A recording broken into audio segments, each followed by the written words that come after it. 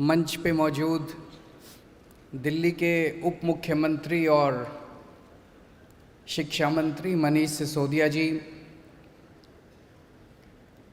हमारे दिल्ली के शिक्षा सचिव महोदय, डायरेक्टर महोदय, शैलेश शिक्षा एडवाइज़र, अन्य सभी अधिकारीगण, सभी principles, vice principles, teachers, parents और सभी स्टूडेंट्स, आप सब लोगों को मेरा नमस्कार, सबको मेरा प्रणाम।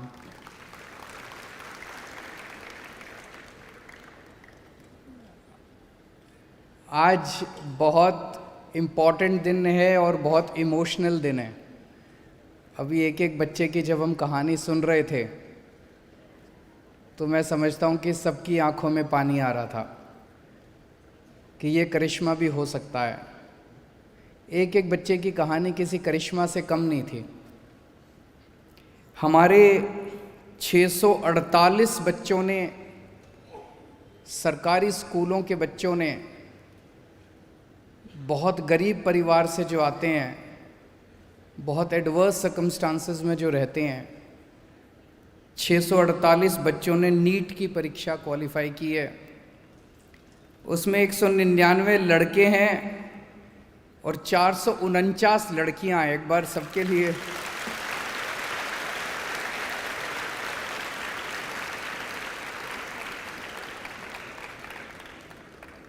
लड़कियां पूरी तरह से बाजी मार ले गई। और जेई में 493 बच्चों ने क्वालिफाई किया, यहाँ पे लड़के बाजी मार ले गए। 404 लड़के, 89 लड़कियाँ। इसमें लड़कियाँ ज़्यादा डॉक्टर बनना चाहती हैं और लड़के ज़्यादा इंजीनियर बनना चाहते हैं। 1141 बच्चों ने इस साल दिल्ली सरकार के स्कूलों से 1141 बच्चों ने जेई और नीट क्वालिफाई किया है। इन सभी बच्चों को मैं शुभकामनाएं देता हूं, इनके पेरेंट्स को शुभकामनाएं देता हूं, इनके टीचर्स को शुभकामनाएं देता हूं। अभी हमने एक एक बच्चे की कहानी भी सुनी और एक बच्चे, मेरे ख्याल से हर्ष था उसका नाम, जिसका शायद 569 रैंक आया है। मेरा 563 रैंक आया था।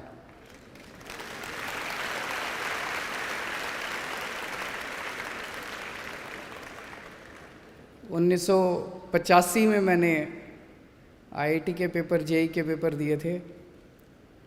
मेरा 563 रैंक था, इनका 569 रैंक आया है। मेरा एक सपना था, इस देश ने मुझे बहुत कुछ दिया है, मैं बहुत साधारण व्यक्ति हूँ और आज जो कुछ, बैठो बच्चे बैठो, और आज जो कुछ भी हूँ इस देश की वजह से हूँ। इस देश ने मुझे बहुत कुछ दिया है। मेरा एक सपना था कि जो शिक्षा मुझे मेरे देश ने दी है, मुझे बहुत अच्छी शिक्षा मिली अपनी ज़िंदगी में, जो शिक्षा मुझे मेरे देश ने दी है, वैसी ही शिक्षा, वैसी ही अच्छी शिक्षा मैं इस देश के हर बच्चे को मुहैया करा पाऊँ, चाहे वो गरीब का बच्चा हो, चाहे अमीर का बच्चा हो।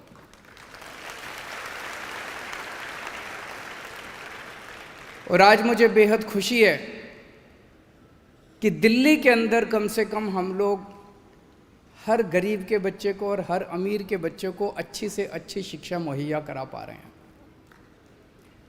जितने बच्चों ने क्वालिफाई किया है, उन सब बच्चों से भी मेरी विनती है,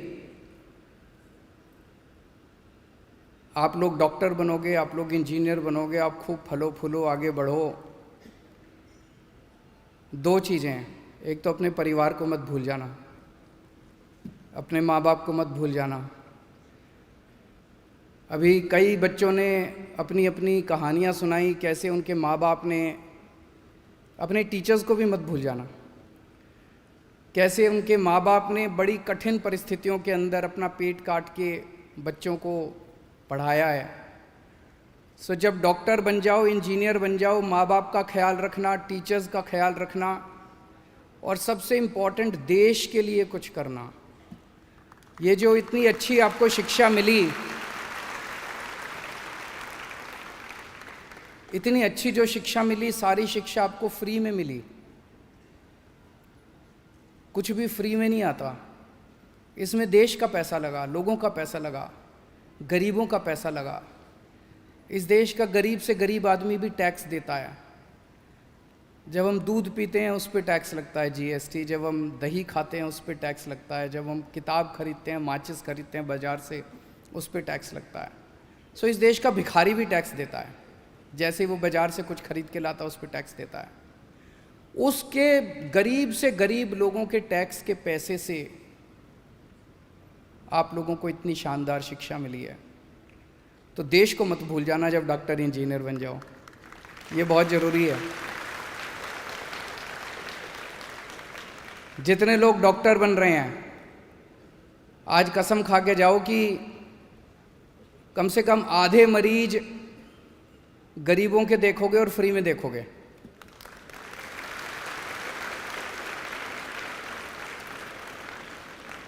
जितने इंजीनियर बन रहे हैं, आप भी अपने अपने स्तर के ऊपर देश के लिए जो बन सकेगा वो करोगे।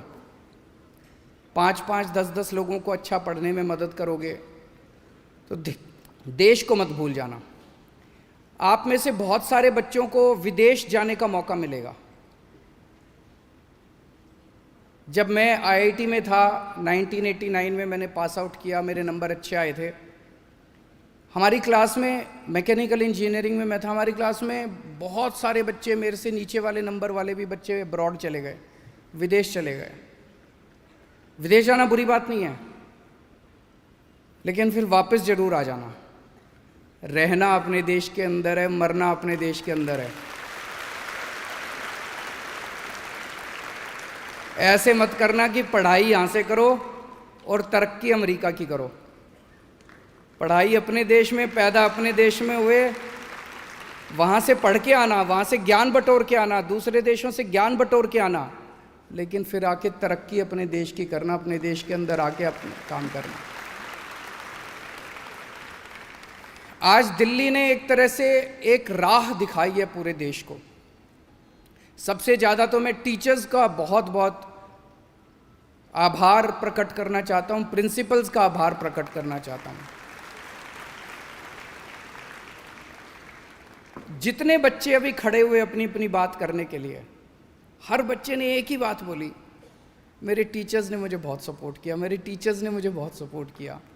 कभी सुनते थे सरकारी स्कूलों के अंदर, एक टाइम ऐसा था 2014 के पहले, जब हमारी सरकार नहीं बनी थी, उसके पहले सुना करते थे सरकारी टीचर तो ऐसे हैं, काम नहीं करते, सरकारी टीचर तो वैसे हैं, आते हैं पेड़ के नीचे बैठ के स्वेटर बुनते रहते हैं, ये सब सुनते थे ना।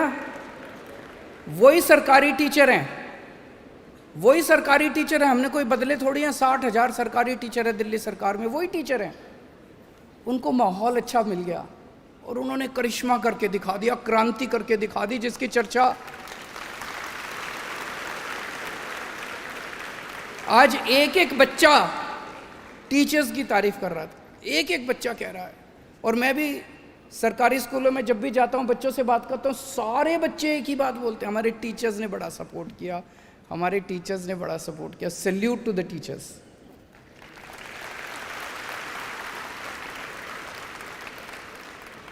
हमारे देश में एक तरह से दो पैरेलल शिक्षा प्रणाली चल रही हैं, एक गरीबों के लिए और एक पैसे वालों के लिए।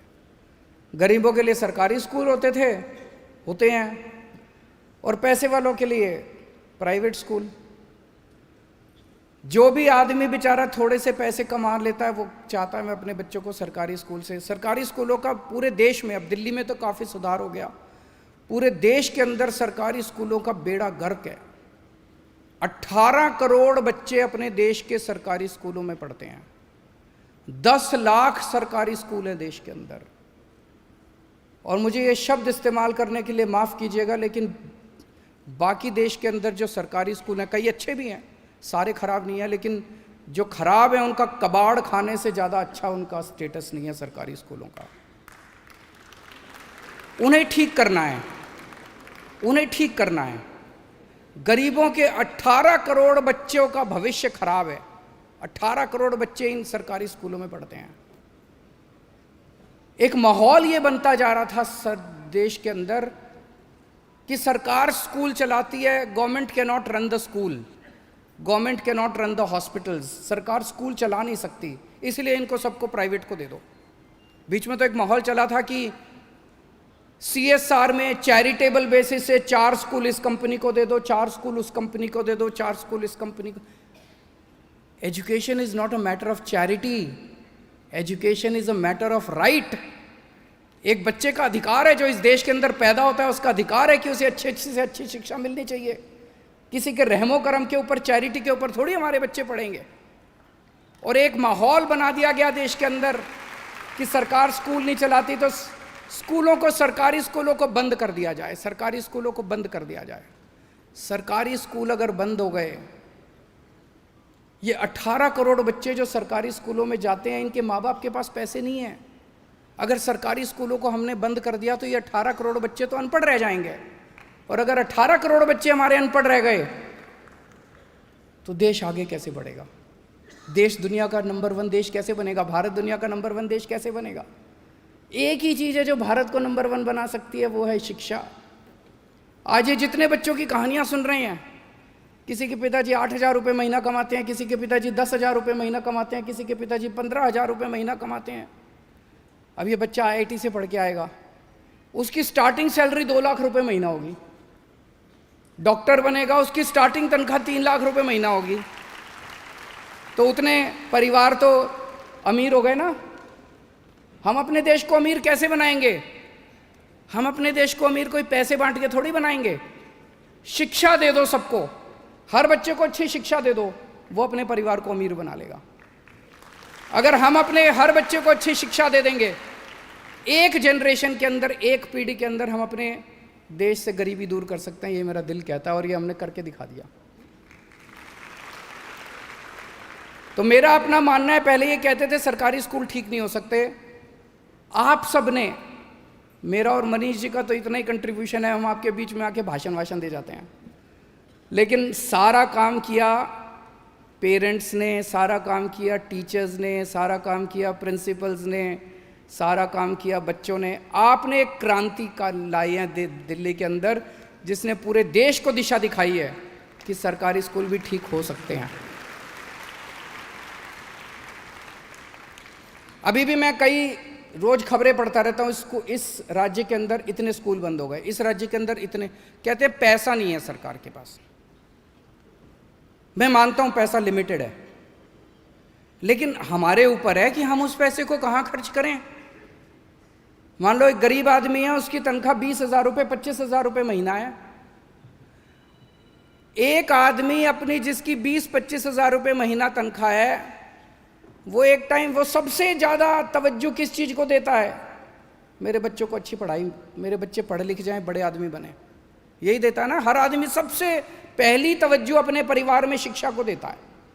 टीवी बाद में आ जाएगा, फ्रिज बाद में आ जाएगा, घूमने बाद में चले जाएंगे, सिनेमा बाद में चले जाएंगे, अच्छे कपड़े बाद में पहले। बच्चे को अच्छी शिक्षा मिलनी चाहिए।